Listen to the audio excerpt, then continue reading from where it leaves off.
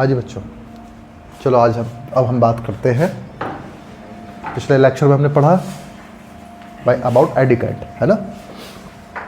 आज हम बात करते हैं सेल्फ इंडक्शन की। ठीक है, ये भी टॉपिक अच्छा टॉपिक है आपके बोर्ड एग्जाम के लिए, है ना। Self induction. अब इस सेल्फ इंडक्शन की बात कहाँ से आई, कैसे समझ में आया, कैसे पता लगा सेल्फ इंडक्शन के बारे में। देखो, हम फैराडे लॉ जानते हैं। फैराडे का कहना है E इज इक्वल्स टू जो इंड्यूस्ड ईएमएफ होता है उसके लिए क्या चाहिए, rate of change of magnetic flux. अगर मैग्नेटिक फ्लक्स चेंज होगा तो ईएमएफ बनेगा, जो ईएमएफ बनेगा उस rate of change of magnetic flux का अपोज करेगा। अब उसका अपोज करने के लिए ही तो ईएमएफ बनता है। ईएमएफ से क्या बनती है, ईएमएफ से करंट बनती है, करंट से क्या बनता है, मैग्नेटिक फील्ड बनता है ना। तो भाई आज हम सेल्फ इंडक्शन की बात करते हैं, वो भी इसी वजह से है। मैंने आपको शुरू में बताया था कि जो फैराडे लॉ है वो आपको हर जगह अप्लाई होगा, शुरू से लेकर एंड तक। उससे बनने वाले फॉर्मूले ही हम बार बार यूज़ करेंगे, या कहीं ना कहीं फैराडे लॉ ही हर तरीके से काम आएगा। अब सेल्फ इंडक्शन में क्या हो गया, सेल्फ मतलब खुद ही, इंडक्शन मतलब खुद ही इंड्यूस करना, खुद ही ईएमएफ इंड्यूस करना या खुद ही करंट को इंड्यूस करना। कैसे करना, देखो आप ये सोचो, ये एक कॉइल है,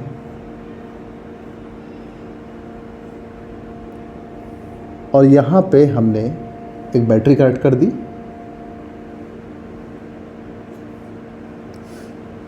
ठीक है बेटा, और की है मान लो ये, ठीक है। अब जैसे ही की प्रेस करेंगे हम लोग तो क्या होगा, चलो टैप की लगाते हैं हम लोग। यहाँ पे एक टैप की है, जैसे की टैप किया मैंने तो इस सर्किट में क्या स्टार्ट हो जाएगी, करंट फ्लो होना स्टार्ट। अब अगर इस सर्किट में करंट को फ्लो होना है, मान लो 5 एम्पियर करंट फ्लो, तो क्या 5 एम्पियर शुरू से एकदम 5 पहुंच जाती है? नहीं, कभी भी कोई भी चीज़ एकदम टॉप पे शुरू से नहीं पहुंचती, वो 0 से स्टार्ट होती है, तो नीचे से बढ़ती है ऊपर, तब जा कर के वो 5 पे पहुंचती है। अगर मैं एक ग्राफ बनाना चाहूँ करंट के लिए, तो भाई भले डीसी करंट है, शुरू में तो वेरिएबल वेरी करना ही पड़ता है, तो ये ऐसे चलती है, फिर बाद में कांस्टेंट हो जाती है। ठीक है, बढ़ेगी, और फिर आपने देखा, ज़रा इस ग्राफ को फिर से देखो आप ध्यान से, ये ग्राफ ऐसा होता है।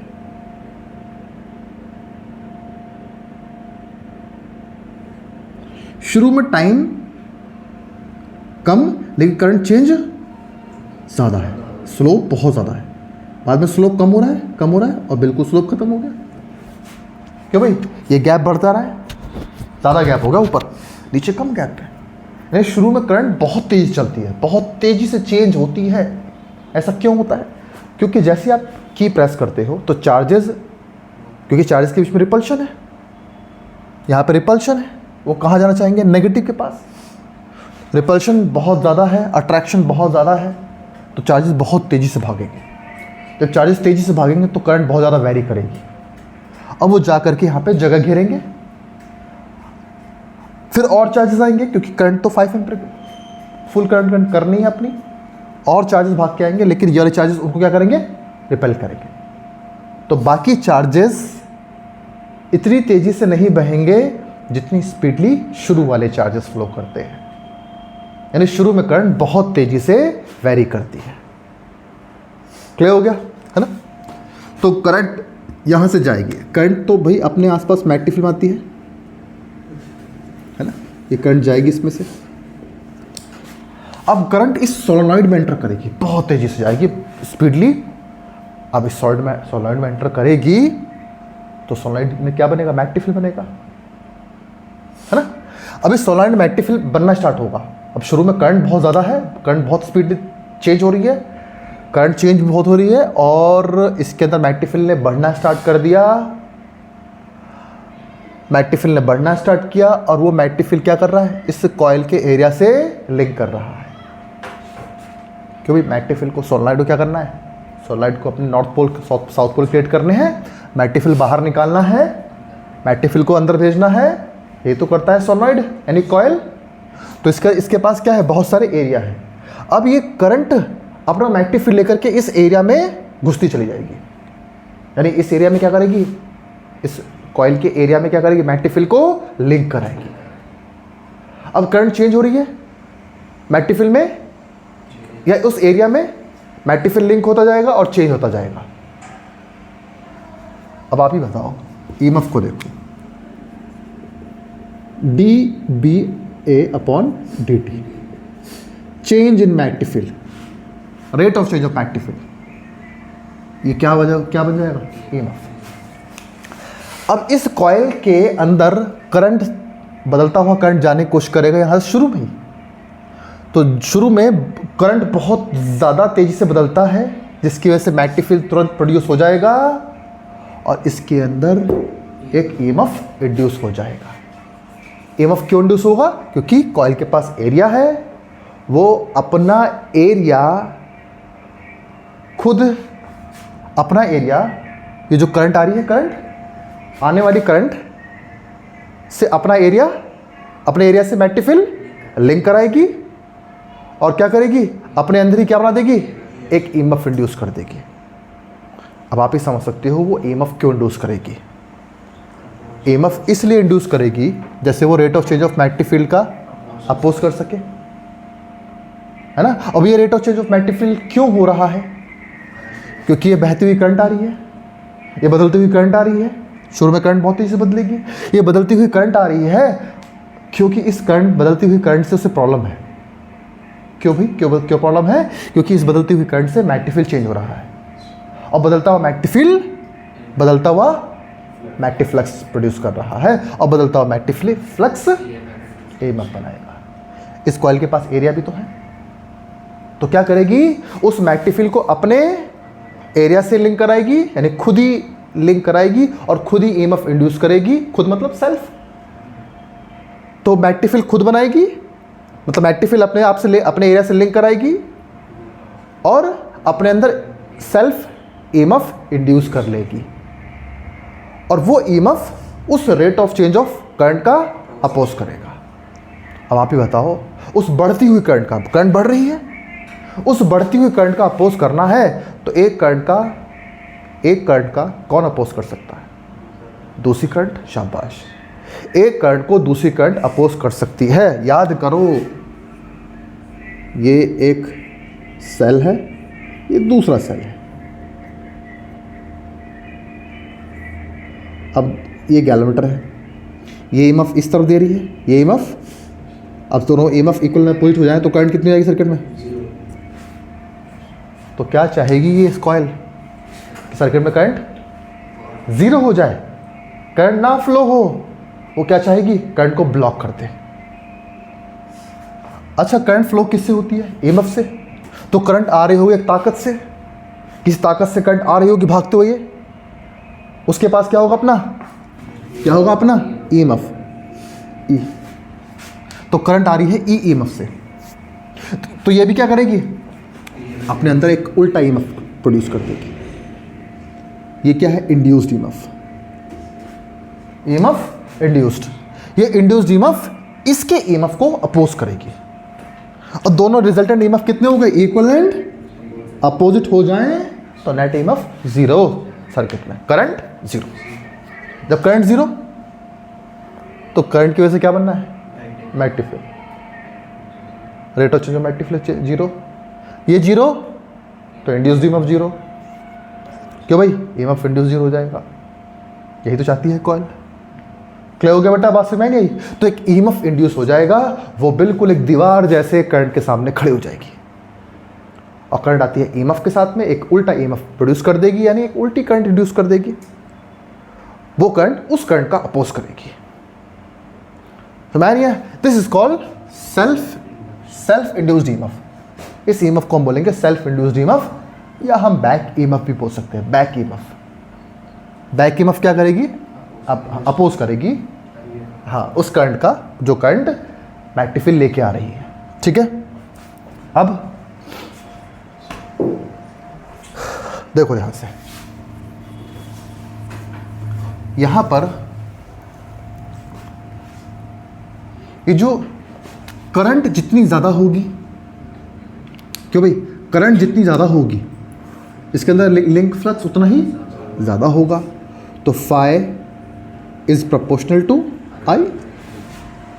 क्या बेटा, जितनी ज़्यादा करंट उतना ज़्यादा फ्लक्स, है ना, क्योंकि करंट ये मैग्नेटिक फील्ड लेके आ रही है और वो मैग्नेटिक फील्ड इस एरिया से लिंक हो रहा है जिससे फ्लक्स इंड्यूस हो रहा है। फ्लक्स तो हम कहने की बात ये है, करंट जितना ज़्यादा लेके आओगे मैग्नेटिक फ्लक्स उतना ही ज़्यादा लिंक होगा, मैग्नेटिक फ्लक्स उतना ही ज़्यादा बनेगा।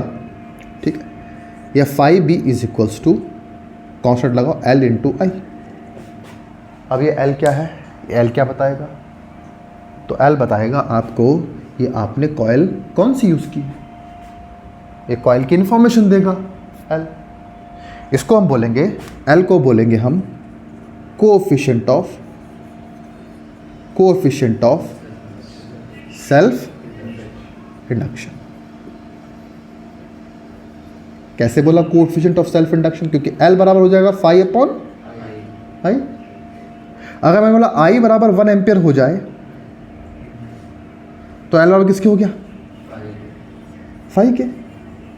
तो यूनिट करंट पर जितना फ्लक्स लिंक होता है वो कितना होता है, सेल्फ इंडक्शन के कोएफिशिएंट ऑफ सेल्फ इंडक्शन के इक्वल होता है। तो किसी सर्किट में अगर हम यूनिट करंट फ्लो करें तो जितना उससे फ्लक्स लिंक होगा कॉइल से वो सेल्फ इंडक्शन के कोएफिशिएंट ऑफ सेल्फ इंडक्शन के इक्वल होगा, एल के बराबर होगा। क्यों भाई, है ना। तो भाई देखो टॉपिक तो बड़ा है, इसे करना पड़ेगा, है ना। तो L is equals to phi. अब ये L फॉर सेल्फ इंडक्शन है, तो सेल्फ इंडक्शन की यूनिट भी होनी चाहिए। तो SI यूनिट क्या हुई सेल्फ इंडक्शन की, SI यूनिट वेबर पर एम्पियर, वेबर पर एम्पियर। और हेनरी, क्या बोलेंगे हम, हेनरी का सिंबल है कैपिटल एच। तो this is the SI unit of self induction. Self induction की SI यूनिट क्या होती है, हेनरी होती है। याद रखना, सेल्फ इंडक्शन की SI यूनिट क्या होती है, हेनरी होती है। अब जितना ज़्यादा L होगा उतना ही ज़्यादा फ्लक्स लिंक होगा। क्यों भाई, फ्लक्स को बढ़ाना है तो आप L लेके आओ। L किसका होता है, इसका होता है ना। तो ये इस L को हम एक नाम और दे सकते हैं, वो नाम है इंडक्टर। क्या बोलेंगे L को हम, इंडक्टर। L for inductor. क्यों इंडक्टर नाम क्यों रखा, क्योंकि अपने अंदर ये EMF को इंड्यूस करता है, that's why it is an inductor. क्योंकि जैसे हमने रेजिस्टेंस में हमने बनाया रजिस्टर, कैपेसिटर में हमने बनाया, हाँ कैपेसिटेंस में ना, तो हमने कैपेसिटर बनाया, कैपेसिटर है, रजिस्टर है। वैसे ही हमारे पास एक एलिमेंट आया जो सर्किट में लगता है, वो क्या है, इंडक्टर। ये हमेशा इंडक्टर कहाँ होगा, कॉइल में होगा। किसी कॉइल में क्या होता है, इंडक्टर होता है। इंडक्टर का होता है जैसे रजिस्टर का रेजिस्टेंस होता है, तो ऐसे ही इंडक्टर क्या होगा, इंडक्टेंस। तो ये एक इंडक्टर है, ये एक इंडक्टर है, L उसका इंडक्टेंस है। तो INDUCTANCE, ये क्या हुआ इसका, इंडक्टेंस। तो इंडक्टर का हुआ इंडक्टेंस। R फॉर होता है रेजिस्टेंस, L फॉर होता है इंडक्टेंस। ठीक है बेटा। तो फाई बराबर क्या हो गया, phi is equal to L into I. ठीक है। अब एक मिनट और रुक जाओ। अब ये EMF इंड्यूस कितना होता है, ये EMF इंड्यूस कितना होता है, तो भाई फॉर्मूला क्या है अपने पास, इंड्यूस्ड EMF, इंड्यूस्ड EMF कितना बैक EMF बना है, तो ये बराबर होता है माइनस के d phi by d t. तो d upon d t, phi क्या होता है, L इंटू वाई, फाई बराबर L आई हो गया। तो L तो कांस्टेंट होता है किसी भी कॉइल का, L क्या होता है, कांस्टेंट, माइनस के L into d i by d t. तो ये जो बैक ईएमएफ बनेगा या इंड्यूस्ड ईएमएफ बनेगा, वो अगर L कांस्टेंट है तो induced EMF will be proportional to di/dt। जितना ज़्यादा rate of change of current होगी, अगर rate of change of current होगा तो उससे क्या बनेगा, ईएमएफ उतना ज़्यादा इंड्यूस होगा। यानी शुरू में rate of change of current ज़्यादा था, इसलिए अंदर की तरफ इंड्यूस्ड ईएमएफ भी उतना ज़्यादा बना था। तो शुरू में इन स्टार्टिंग में करंट सबसे ज़्यादा चेंज होती है, तो इंड्यूस्ड ईएमएफ बराबर किसके होता है, ईएमएफ अप्लाइड के। इन स्टार्टिंग इंड्यूस्ड ईएमएफ किसके बराबर होगा, induced EMF will be is equal to the applied EMF. इससे क्या होगा, सर्किट में करंट क्या हो जाएगी, जीरो, सर्किट में करंट जीरो हो जाएगी। लेकिन बेटा एक बात सुनो, इस करंट का तो सोर्स है कौन, बैटरी। इसके पास तो लगातार ईएमएफ है, और ये किससे बन रहा है, इसी की वजह से बन रहा है, और ये ज़ीरो हो जाए तो ये भी ज़ीरो हो जाएगा। तो इसको तो फोर्स मिला हुआ है, ये एक बार रुकने के बाद तो वो तो जीरो हो गया, दरवाज़ा खुल गया, गेट ओपन हो गया, चलती आगे। फिर दोबारा बनेगा, लेकिन उस ताकत से नहीं बन सकता, क्योंकि शुरू में करंट बहुत तेज़ी से बदलती हुई आ रही थी, भागते हुए आ रहे थे चार्ज। जैसे बच्चे होते हैं ना, जब छुट्टी होती है तो बच्चे कैसे भागते हैं, बड़ी तेज़ी से भागते हैं, है ना। अगर उनको गेट में रोक दिया जाए तो, स्टॉप कर दिया जाए तो सब रुक गए, अब फिर गेट खोला जाए तो अब धीमे धीमे जाएंगे। समझते हो बात को, नहीं तो चार्ज तो निकल गया, क्योंकि उसके पास तो अपना ईएमएफ होता है। ये बेचारे के पास अपना ईएमएफ नहीं होता, ये इंड्यूस होता है।